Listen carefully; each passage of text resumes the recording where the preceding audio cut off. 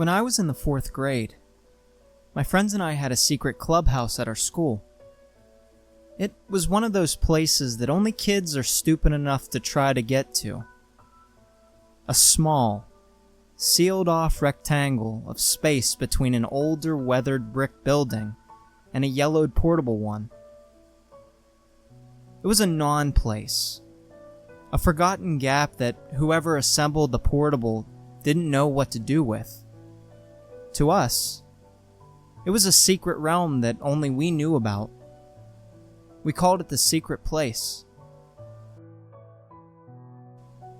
You could only get to it by crawling through a narrow gap on the back side of the building, through a dark squeeze about 30 feet long and sandwiched between dirty asphalt and the underside of the portable's floor.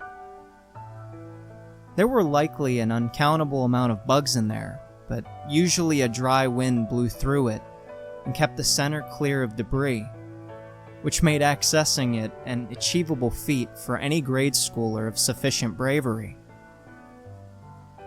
It was originally discovered by my friend Brian, who made sure to only share it with me and our friend Jess in hushed whispers. We knew that if anyone else found out about it, it'd get shut down faster than you could say egregious safety liability. It would have to remain a secret if we wanted it to stay alive. The secret place was only about the size of a large bathroom stall, surrounded by high walls and open to the sky above. We managed to throw a few milk crates over the wall to use as makeshift furniture, and we'd write notes and doodles to each other on the walls in black marker pen.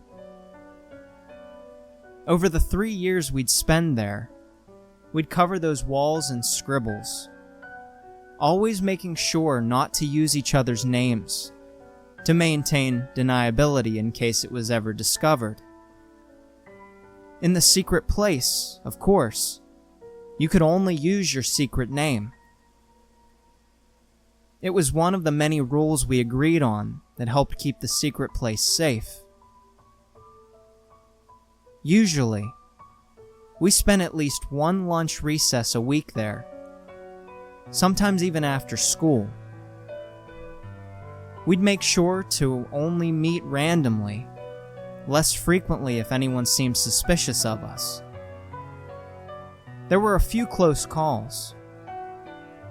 We were scolded for getting our clothes dirty on more than a few occasions. Thankfully, they didn't ask how we managed to get cobwebs in our hair. As 3 socially inept kids without many other friends to speak of, the secret place was our home away from home. There we could forget about our teachers and parents who didn't understand us, and be ourselves with the only other people who we could trust.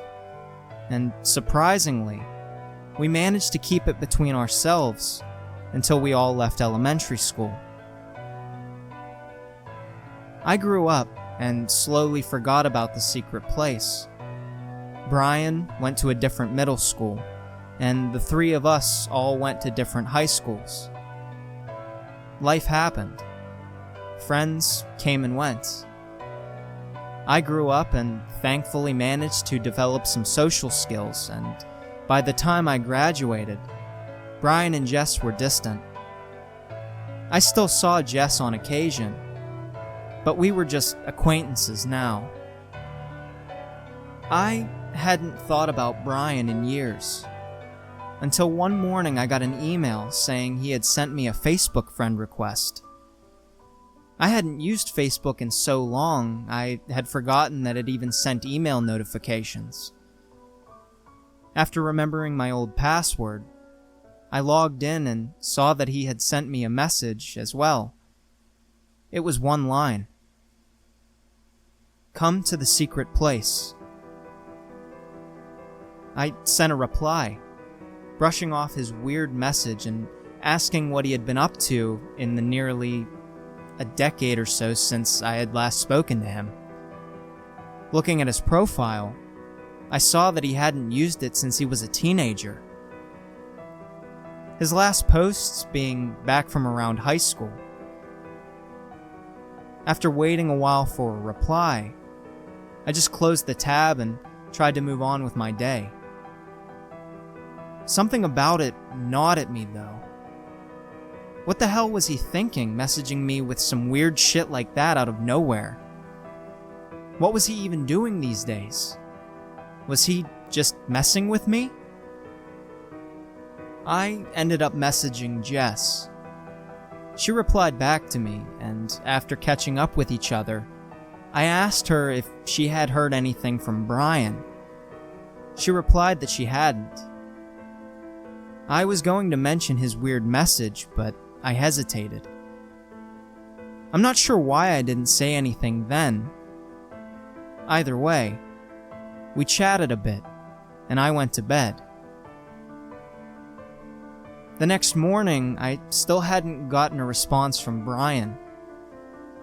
I tried to take my mind off it at work, but it nagged at the back of my mind, like an itch that I couldn't quite scratch.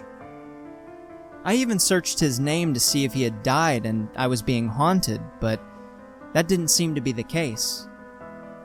If anything, he just didn't have an internet presence, which sounded about par for the course from what I remembered. In the end, I decided the easiest way to find out was to just go. I decided I'd swing by the school after work. It was a pretty well-off public school in a suburban area near a big public park. I decided to wait until the evening, just to make sure there wouldn't be anyone else there. An adult sneaking around a school alone isn't a good look at the best of times, so I just wanted to get in and get out as quickly as possible. There was a shortcut through an alleyway to get to the backside of campus, close to the buildings that hid the secret place. The campus looked just as I remembered it. Maybe a fresh coat of paint and a new building, but nothing radical. The school was eerily silent, though. I immediately regretted showing up as late as I did, as the winter sun was already entirely gone. I passed by dark classroom cast in a blue hazy moonlight. Children's drawings adorned the walls while the desks sat empty. I decided to pass by some of my old classrooms just for old time's sake. The rooms, occupied by a new generation of teachers and students, were nearly unrecognizable. But the walls, the corners, the bones of the building were all the same, merely draped in a fresh skin that would be shed again in time. Only the memories remained. Reaching the farthest row of buildings, I approached the gap that led to the secret place. There was an old board placed over it, but it was merely wedged in place, easy enough to remove. I got down on my belly and looked through the gap, the same way I'd done 100 times before. I could see that some faraway spit of asphalt lit by the dim moon, a little dirtier, a little more overgrown with weeds. But still, it looked just as I remembered. I could even see the same old milk crate furniture, but I couldn't see Brian. I whispered his name into the gap, breaking the tense silence. After a few seconds, I shouted a little louder. If I hadn't been lying prone, I would have jumped about a foot in the air when I heard a response. It was Brian's voice, whispering, but still audible. "Come in." The tension snapped and unleashed a shudder through my body. It definitely sounded like Brian, and despite the wave of fear, I started to crawl forward, one arm over the other, into the gap. I was nearly halfway through when I started to question what the hell I was doing. Now that I was closer, I still couldn't see Brian's shoes or any other evidence that he was there. The height of the gap had definitely shrunk over time, perhaps due to the building settling under the weight of years of students. Though most of the perceived shrinkage was certainly me growing. Either way, it wasn't the easy task I remembered it being. I dragged my body forward, my shirt getting caught between my chest and the rough floor as I tried to inch towards the end of the tunnel. Brian, what the fuck? I spat out almost involuntarily, my breathing growing quick and shallow. I could smell the concentrated must and petrichor from decades of rotting detritus on either side of me. The roof felt like it sagged a little closer to me as I slowly scrambled forward. Again, I heard what sounded like Brian, just on the other side of the squeeze. Almost there. It definitely sounded like Brian whispering, but it shouldn't have been him. It sounded like my memory of Brian. The same prepubescent voice I remembered him having back in school. Finally, I saw pale moonlight grow closer, and I pulled myself into the secret place. I rolled onto my back, collecting myself as I stared up at the gray clouds, framed by those familiar 4-high walls. My clothes were totally ruined, and my chest was scraped up to boot and starting to ache. But I had made it. I rose to my feet, opening my phone's flashlight to take in my surroundings. The secret place was just as we had left it. I half expected Brian to be standing behind me and grab my shoulder to scare the wits out of me, but he was nowhere to be seen. I stacked 2 of the milk crates on top of each other and sat down. I started shivering. It had either gotten colder or I was just realizing how cold it was. Hey, Brian, I'm here. What the hell do you want from me? I called out to nothing in particular. Stay with me. I heard the whispering voice again, closer this time. It felt like it was coming from directly behind me, and I nearly jumped out of my skin. I jolted forward involuntarily, pointing my meager phone light behind me to see where the voice was coming from, but there was nothing there. The voice was different this time. I could hear the same voice I remembered as Brian's, but there were other voices mixed in as well. One was higher. It sounded like Jess, or my memory of her at least. The other voice was another kid's. I can only assume it was mine. I moved my light around the space as I frantically turned to see if anyone was there. I was alone, but turning my phone's light to the walls, I revealed the old pen drawings and scribbles we had made all those years ago. I recalled the broad shapes of the words we had written. I had started on the far left of one of the walls, writing out logs of our secret meetings. In other places were lyrics to rhymes about our least favorite teachers, notes we would leave for each other, and descriptions of the fantasy worlds we made together. So many stories written in faded black on the peeling white paint. As I got closer to the paragraphs, I saw that they were different. All the text we had written was gone, replaced by a single repeating phrase. Stay here. Stay here. Stay here.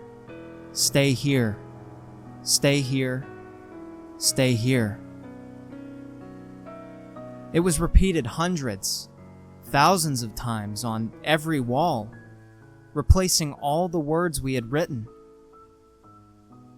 On the far wall in the middle, where Jess had written our secret names in a flowing calligraphy with stars and flowers around them, there was now only, "Stay here, stay here, stay here."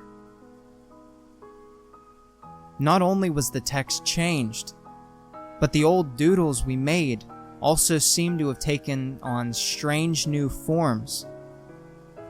Each childlike sketch seemed to be warped, not only by the flow of time and the erosion of the elements, but by some strange venom seeping through from below the surface. Castles that had stood nobly atop hills were now crumbling, their stick-figure inhabitants curled up and dead of famine, dotting the hillsides. Jess had drawn a series of cats and birds, which now appeared pleading and emaciated, staring out with dull eyes. Brian's robots were rusted and dark. The three of us had covered one of the shorter walls with a drawing of a snake. But the thing that occupied the space now was more sinister. Its body coiled into a dark, spiraling mass that seemed both horrible and familiar. The twisted facsimile grinned at me with white pinprick eyes and a grin filled with uncountable needle-like teeth. I nearly dropped my phone to the ground and recoiled as if it was going to jump out of the walls and grab me. Thinking fast, I grabbed the 3 milk crates and quickly stacked them on top of each other, leaping onto them to try to get enough height to grasp the top of the wall and climb out. I only succeeded in kicking the entire stack out from under me and landing hard on my side. Rolling over in pain, I shouted for Brian again, more desperately this time. After receiving no response but silence once more, I remembered one of our cardinal rules. In the secret place, we could only use our secret names. "Lava Hawk?" I called out, questioningly, into the cold air. Again, there was no response. As lame as they sounded to me as an adult, there was no way I could forget our secret names. I called it out again, a little louder. Once more, it was swallowed by the silence. Just as I was about to try a third time, I heard something from the gap. It was far away, just a grunt, like something crawling through the gap. But it was human. I turned to the gap and peered through. There wasn't anything there. Just the few distant lights of the school buildings and the darkness between me and them. I shouted again into the gap. "Lava Hawk! Brian! Answer me!" I could have sworn I heard something whispering, but it might have been a rustle of dry leaves. At this point, I had had enough. Whatever was going on, I had to get out, and now. I started to crawl forward into the gap. Again, it was a tight fit. I had to keep my head turned to the right, only straining my neck to look forward when necessary. One limb at a time, I moved forward, clawing my body inch by inch towards escape. The cold ground below me pressed new, painful patterns into my cheek with every inch I gained. I tried to turn my head forward to see the exit, but it was gone. Only blackness lay ahead. My heart began racing even faster.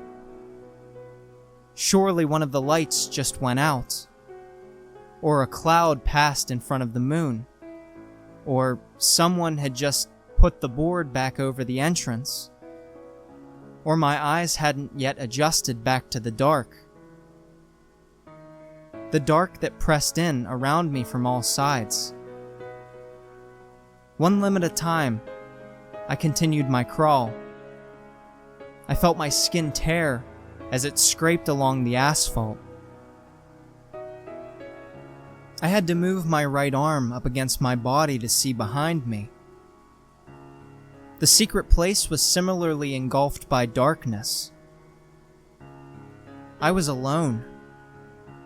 I screamed, wheezing, choking screams, hoping anyone could hear me, but they just echoed hollow into the darkness. I continued crawling forward, pushing through the pain of my body, scraping against the rough floor and roof, doing anything to move forward. It felt like the space was growing tighter, like I was caught up in a vice grip that was being slowly tightened. My chest and head were getting pinned as I struggled to push myself to freedom, my throat aching from screaming.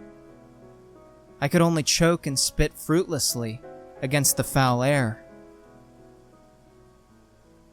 Somewhere within me, I knew I should have reached the end of the tunnel by now.